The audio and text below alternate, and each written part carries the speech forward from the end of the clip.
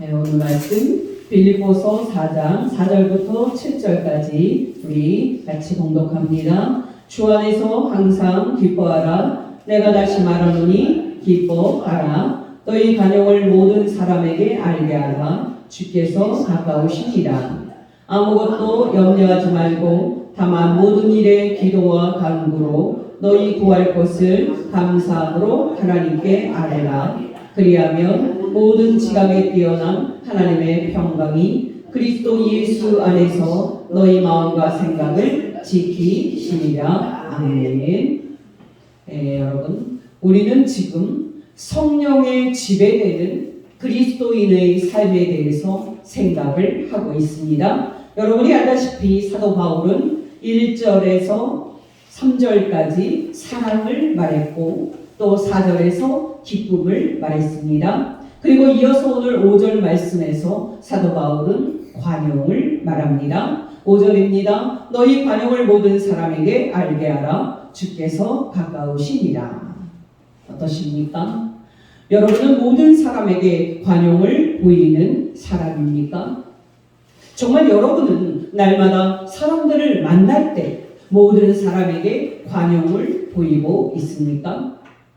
여러분, 솔직히 말씀을 드리면 관용을 모든 사람에게 보이는 것은 실천하기 쉬운 말씀은 아닙니다.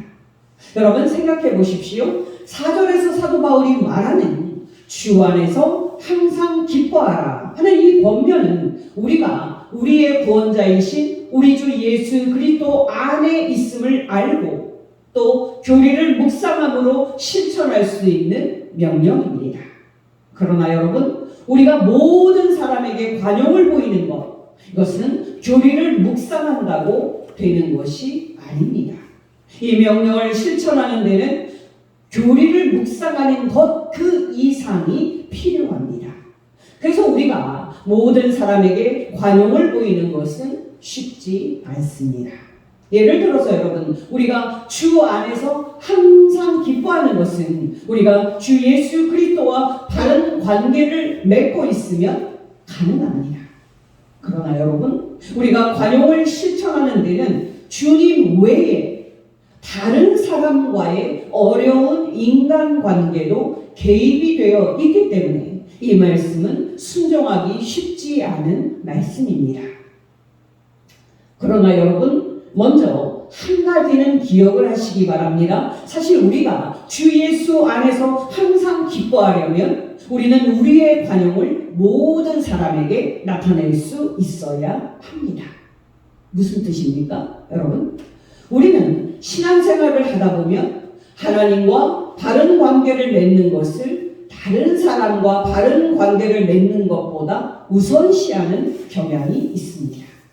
그러나 여러분, 기억하시기 바랍니다. 주 예수 그리스도와 바른 관계만 갖고 있고 다른 사람과 바른 관계를 갖지 못하면 우리의 삶은 불구가 될 겁니다. 그런데도 여러분, 성도님들 중에 하나님과의 관계에는 그렇게 신경을 쓰는데도 다른 사람과의 관계에는 지나칠 만큼 신경을 쓰지 않는 성도들이 얼마나 많은지 모릅니다. 제가 앞에서 말씀을 드렸듯이 여러분이 주 예수 그리스도와 바른 관계를 갖는 데 신경을 쓰는 그만큼 다른 사람과 바른 관계를 갖는 데 신경을 쓰지 않는다면 여러분은 주 안에서 항상 기뻐할 수 없을 것입니다. 여러분, 우리가 다른 성도들과 좋은 관계를 맺지 못하고 갈등한다면 우리가 항상 기뻐할 수 있겠습니까? 우리가 정말 다른 성도들과 문제가 있고 또 불화하고 있다면 우리가 항상 기뻐할 수 있겠습니까? 불가능합니다. 그렇다면 여러분, 우리가 어떻게 해야 관용을 모든 사람에게 보일 수 있습니까? 이 질문에 대해서 답을 얻기 위해 관용이 무엇인지 먼저 알 필요가 있습니다. 여러분, 관용이 무슨 뜻입니까?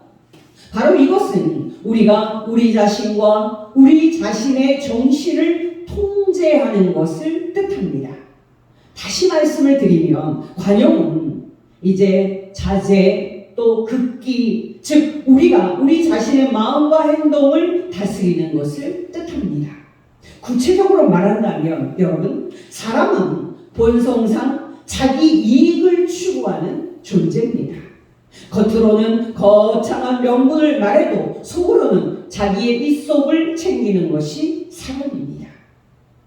여러분, 저는 최근에 충격적인 이야기를 들었습니다. 여러분, 제가 최근에 말씀을 드렸었던 불교 호스피스 시설에서 있었던 일인데요. 어떤 한 어머니가 이 요양원에 있으면서 어떻게 해야 하나 생각을 하다가 자녀가 4사람이 있었는데 그 4자녀 중에 유독 자기를 자주 찾아오는 큰딸에게 자신이 가지고 있던 집도 주고 또 많은 돈이 들어있던 그런 통장도 주면서 자신의 그 남은 삶을 맡기고 잘 돌봐달라고 부탁을 했습니다. 근데 여러분, 어떤 일이 일어났는지 아십니까? 그 엄마의 집 그리고 통장을 넘겨받은 그 큰딸은 그 이후로 엄마에게 발길을 끊었고 엄마의 전화도 일체 받지 않았습니다. 여러분, 돈 앞에서 부모도 몰라보는 사람이 어디 이 사람 하나뿐이겠습니까? 우리가 우리 자신의 마음의 부패함을 몰라서 그렇지 사람은 본성상 그런 존재입니다. 여러분, 기억하시기 바랍니다. 관용은 모든 상황에서 최대한의 이익을 얻으려고 싸움을 벌이는 인간의 본성을 거스르고 우리가 우리의 이익을 최대한 얻겠다고 고집하지 않는 겁니다. 자신이 심지어 권리가 있다 할지라도 교회와 다른 성도들을 위해서 또 무엇보다 주 예수 그리스도를 위해서 자신이 마땅히 받아야 할 것보다 더 적게 가질 자세가 되어 있는 것, 바로 이것이 관용입니다. 정말 욕심 부리는 인간의 본성을 거스르고 욕심을 부리지도 않고 거기에 온 정신을 빼앗기지도 않는 것이 관용입니다. 여러분, 이 외에 관용은 또 무슨 뜻입니까? 바로 관용은 인내, 즉 쉽게 성을 내지 않는 그런 상태를 뜻합니다. 어떠십니까? 여러분은 여러분의 정신과 마음과 전 자아를 통제해서 쉽게 의욕을 잃거나 성을 내지 않는 사람입니까? 여러분이 알다시피 유오디아와 순두계 이 두 여성도는 예민하고 또 민감한 사람들이었기 때문에 항상 쉽게 성을 내고 항상 쉽게 부딪혔습니다. 여러분이 알다시피 이 문제는 사실 저와 여러분의 문제이기도 합니다. 쉽게 성을 내지 않는 이 특질을 하나님께서 저와 여러분에게 주시기를 예수 이름으로 축원합니다. 여러분, 우리가 성가시고 또 다루기 힘든 사람들을 대할 때 정말 우리를 향해 쏘아대는 그들의 거친 화살을 맞을 때도 우리가 우리 스스로를 통제하고 다스리고 있기 때문에 우리가 그 화살에 민감하게 반응하거나 또 그 화살로 쉽게 성내지 않고 오래 참고 인내하여 이제 자제할 수 있다면 우리가 얼마나 복된 존재이겠습니까? 또 여러분, 관용은 다른 사람들에게 능동적인 관심을 갖는 것을 뜻합니다. 예를 들어서 여러분, 우리가 다른 사람에게 관용을 보이지 못하는 이유는 우리가 다른 사람들의 입장을 생각하려고 하지 않기 때문입니다. 이유 없는 행동은 없다고 그 사람이 그렇게 거칠게 말하고 행동하는 이유가 반드시 있을 겁니다. 바로 관용은 우리가 다른 사람들의 그 이유를 고려해 주는 겁니다. 힘든 시기를 보내고 있기 때문에 그렇구나.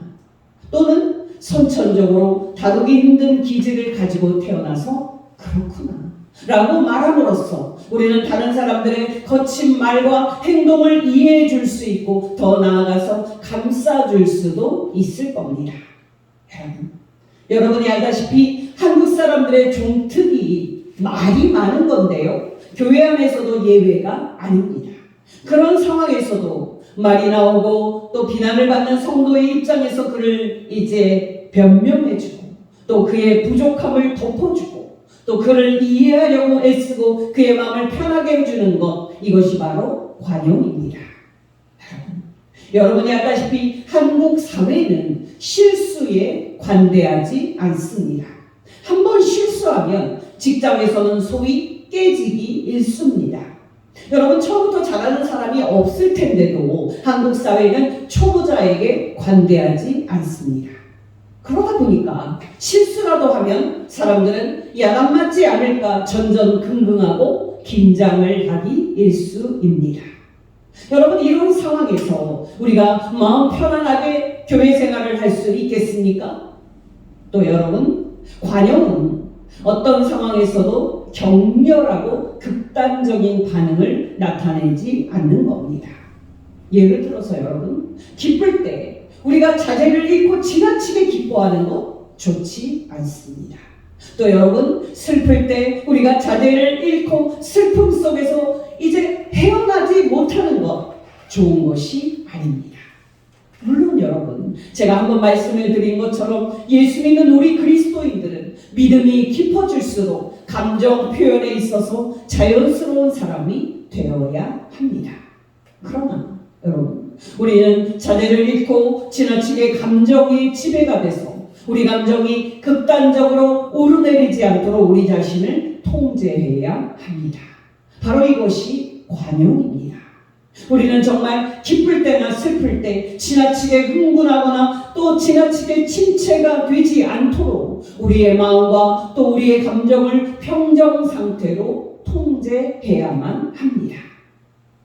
또 여러분, 관용은 우리가 우리 자신을 통제하고 우리가 우리 자신을 자제하는 것입니다만은 기쁜 마음으로, 기쁨으로 그렇게 하는 겁니다.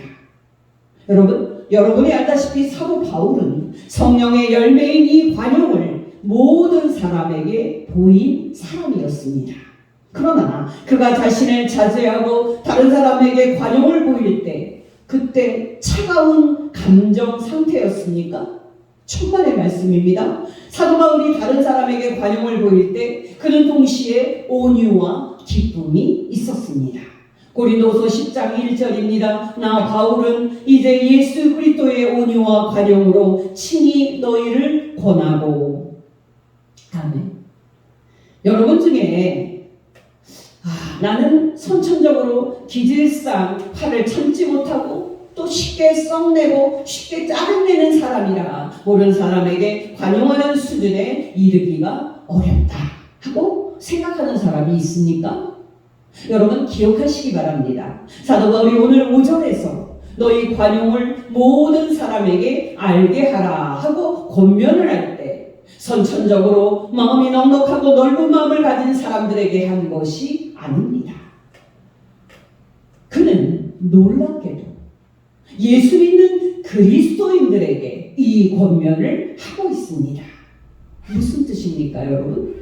타고난 기질, 관계없이 누구나 이 문제를 놓고 열심히 기도하면 누구나 성령님의 도우심으로 자제하는 수준에 도달할 수 있다는 사실입니다. 영국의 유명한 그리스도인 정치가 중에 그레드스톤이라는 사람이 있었는데요. 이 사람은 타고난 기질상 아주 충동적이고 또 참을성도 없고 자제를 하지 못하는 사람이었습니다.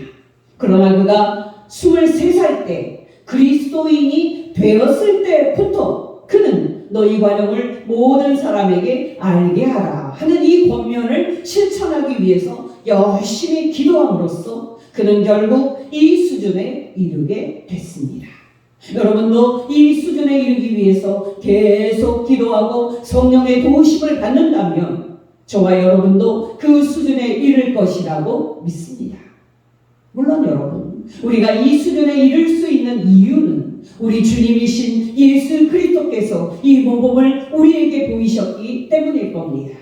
베드로전서 2장 21절에서 23절입니다. 예수 그리스도께서도 너희를 위하여 고난을 받으사 너희에게 본을 끼쳐 그 좌치를 따라오게 하려 하셨느니라. 저는 죄를 범치 아니하시고 그 입에 괴사도 없으시며 위협하지도 아니하시고 오직 공의로 심판하시는 자에게 부탁하시며. 또 베드로전서 2장 18절에서 20절입니다. 사환들아 주인들에게 순복하되 선하고 관용하는 자들에게만 아니라 또한 까다로운 자들에게도 그리하라. 애매히 고난을 받아도 하나님을 생각함으로 슬픔을 참으면 이는 아름다우나 죄가 있어 매를 맞고 참으면 무슨 칭찬이 있으리요. 오직 선을 행함으로 고난을 받고 참으면 이는 하나님 앞에 아름다우니라.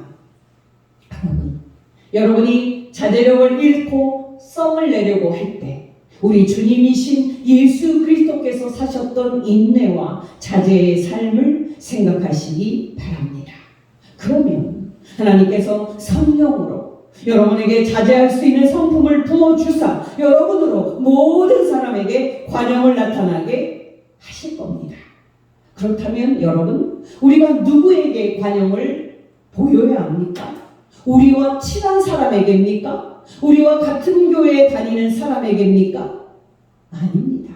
모든 사람에게입니다. 여러분, 상대방이 부자인지 가난한 사람인지는 고려사항이 아닙니다. 또 상대방이 온유한 사람인지 잔인하고 거친 사람인지도 고려사항이 아닙니다.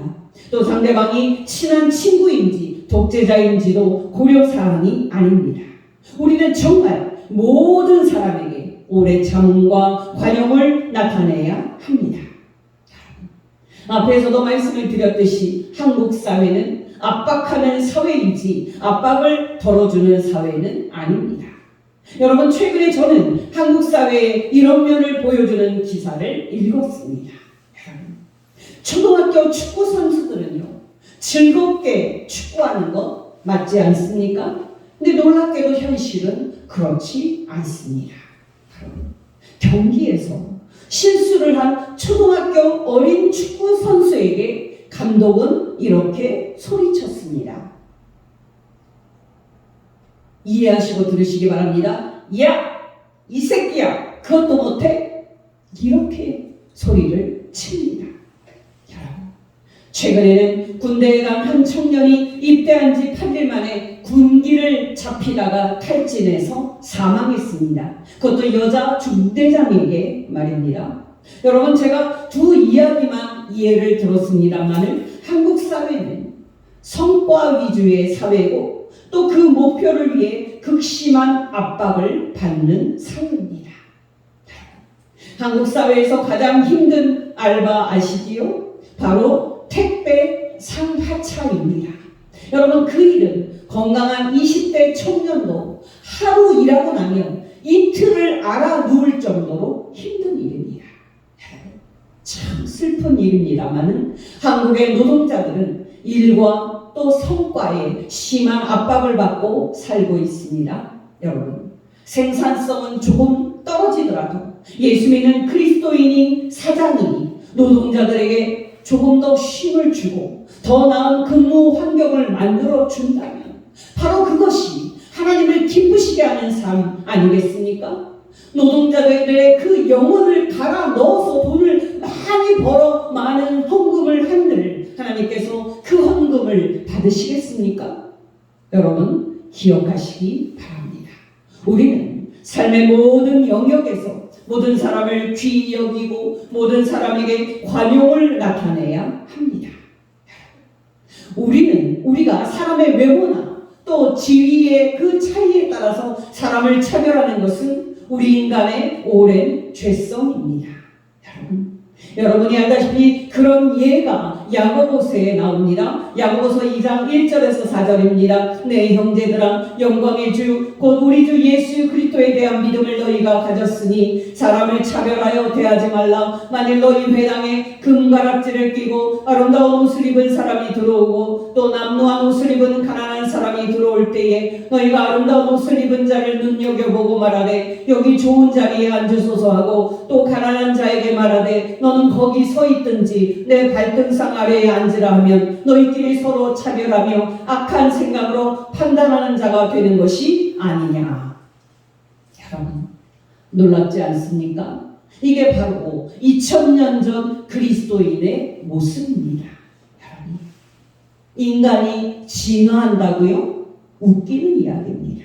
2000년 전이나 또 지금이나 우리 인간은 죄에 지배되어 있는 병든 존재입니다.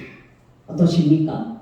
여러분은 삶의 모든 영역에서 모든 사람을 대할 때 똑같이 존중하고 있습니까?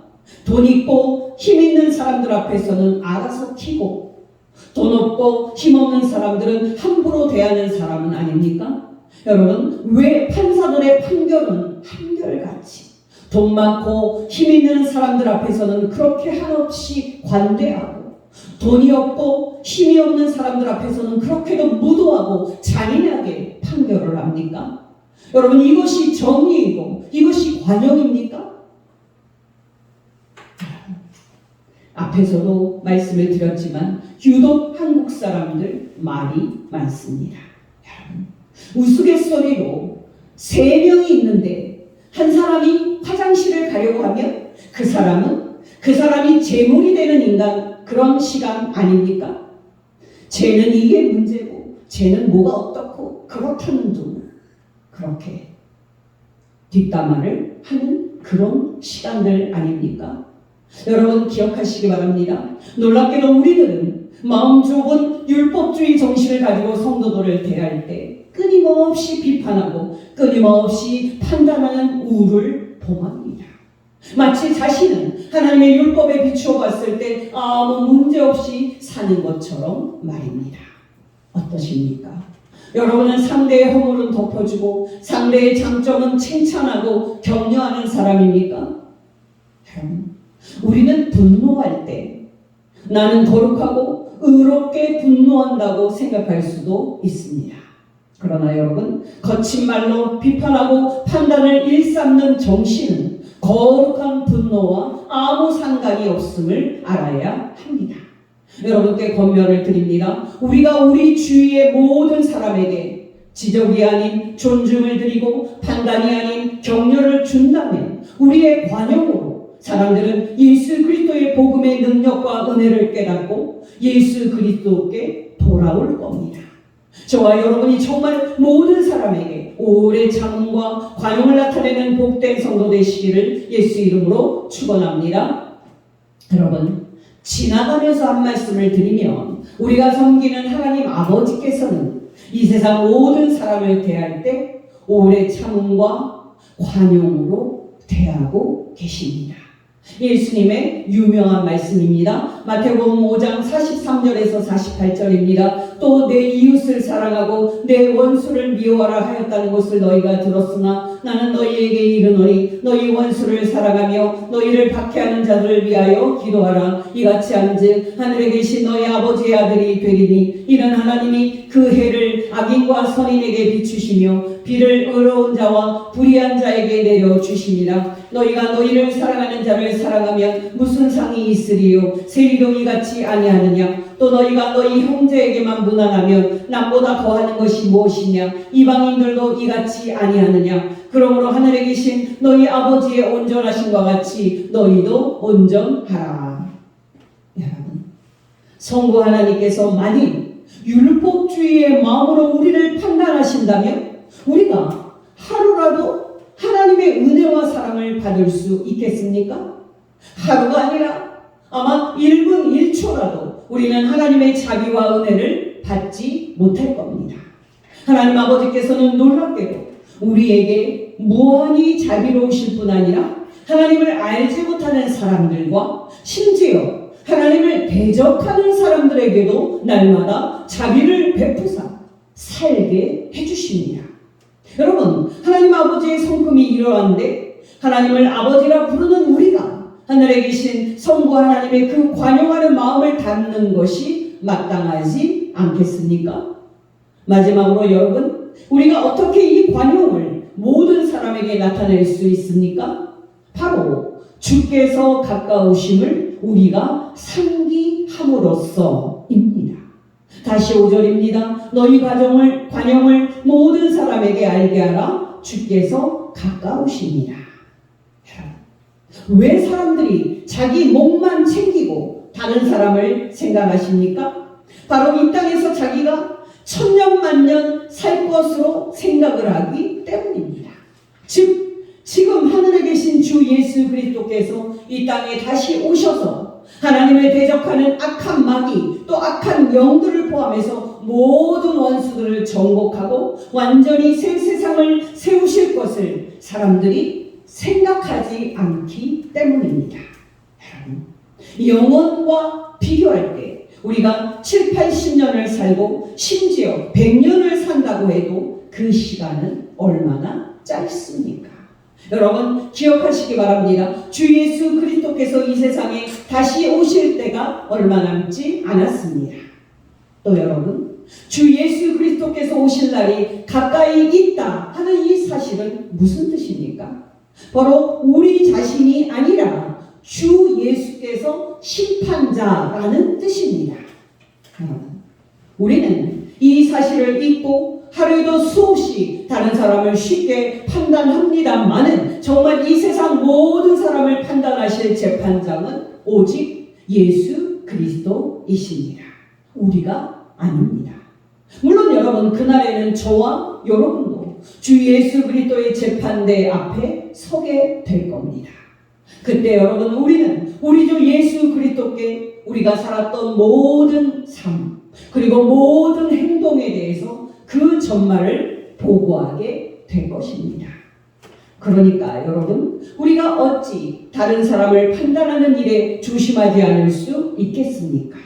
예수님의 유명한 말씀입니다. 마태복음 7장 1절 2절입니다. 비판을 받지 아니하려거든 비판하지 말라. 너희의 비판하는 그 비판으로 너희가 비판을 받을 것이요 너희의 헤아리는 그 헤아림으로 너희가 헤아림을 받을 것이라. 그러므로 여러분 다른 사람을 정죄하고 싶은 마음이 드실 때 여러분 다시 자신도 심판받을 사람인 것을 기억하시기 바랍니다. 그러면 여러분 우리가 이 세상의 많은 일에 대해 다른 사람을 너그럽게 볼 수 있지 않겠습니까? 여러분 주 예수 그리스도의 마음을 가지고 사람을 이쁘게 보면 또 이쁘게 보이는 것이 사람입니다. 또 여러분 주께서 가까우시다는 사실을 우리가 아무 이유 없이 해를 받는다고 해도 주 예수 그리스도께서 이 땅에 다시 오시면 우리의 원한을 갚아주신다는 뜻입니다. 그러니 여러분이 아무 이유 없이 미움을 받고 아무 이유 없이 괴롭힘을 받아서 원통한 마음일지라도 여러분이 즉시 그리고 직접 보복하려고 하지 마십시오. 바울의 유명한 말씀입니다. 로마서 12장 19절입니다. 내 사랑하는 자들아 너희가 친히 원수를 갚지 말고 진노하심에 맡기라. 기록되었으되 원수 갚는 것이 내게 있으니 내가 갚으리라고 주께서 말씀하시니라. 여러분 이 말씀을 믿는다면 여러분에게 그릇되게 해를 준 사람에게 보복하지 않는 것을 넘어서서 그를 여러분은 불쌍히 여길 수 있을 겁니다. 여러분 그 사람이 장차 하나님 앞과 주 예수 그리스도 앞에 설 것을 생각할 때 어찌 우리가 그 사람에게 관용과 긍휼을 베풀지 않을 수 있겠습니까? 혹시 여러분 중에 여러분을 거칠게 대하는 사람들 때문에 괴로운 마음 상태에 있는 분이 있습니까? 정말 여러분 중에 여러분에게 끊임없이 잔소리를 하고 불편하게 하는 사람 때문에 마음이 힘든 사람이 있습니까? 여러분이 어떤 일을 겪고 계시든지 간에 주 예수 그리스도께서 여러분을 위해 놀라운 상급을 준비하고 계심을 기억하시기 바랍니다.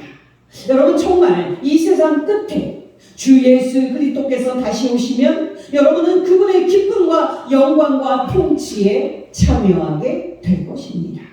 여러분 기억하시기 바랍니다. 여러분의 이름이 하늘 생명책에 기록되어 있다는 사실과 또 장차 여러분에게 상상할 수 없는 지극한 영광이 주어질 겁니다.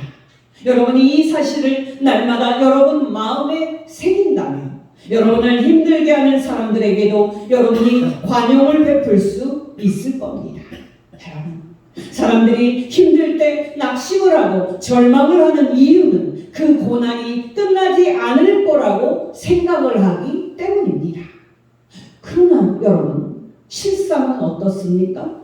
앞에서도 말씀을 드렸다시피 우리의 인생도 반드시 끝나는 날이 있습니다.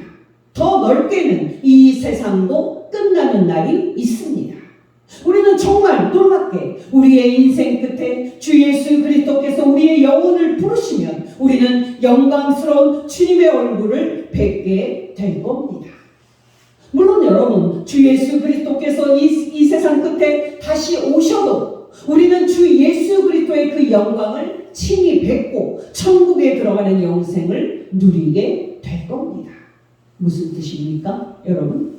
괴롭고 힘든 일도 다 지나가고 다 끝날 날이 있다는 뜻입니다.